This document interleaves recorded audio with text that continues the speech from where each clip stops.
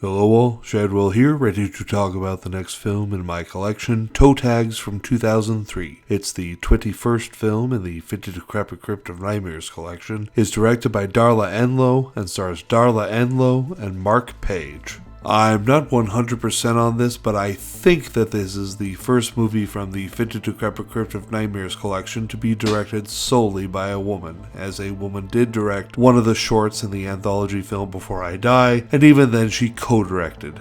Even though it would be nice to see more women directors in general, and more women directors in the Decrepit Crypt of Nightmares collection specifically, Darla Enlow doesn't do a spectacular job with toe tags. Here are several pictures of toe tags, as there weren't many photos from the movie other than the poster and some that were too bloody for TikTok. Enjoy? Speaking of which, I did not enjoy this movie. It's a whodunit serial killer movie, and I can at least say that the killer isn't obvious from their introductory scene, but that's only because the story and endgame is extremely convoluted, and the red herrings border on laughable insanity. There are even a couple camera tricks thrown in an attempt to subconsciously mislead us as well, which I found almost clever if their true purpose wasn't a little too obvious. Quite simply, there is a lot of killer POV or point of view shots in the film, and so the one character the script keeps trying to point to as being the killer has several POV shots as well.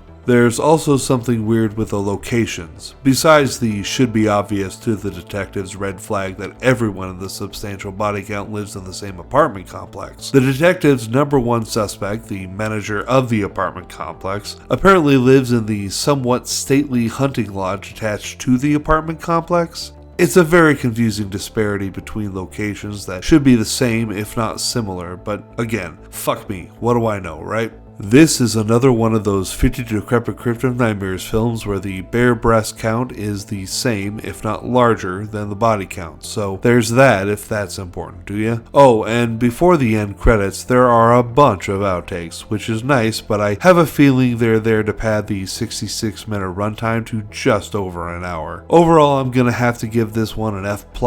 It just feels like some trashy pulp novel that failed to grab my attention, but in movie form. Tomorrow we watch Apocalypse Now Final Cut, and I'll explain why we'll be watching the final cut of the film also. That's all tomorrow. See y'all then.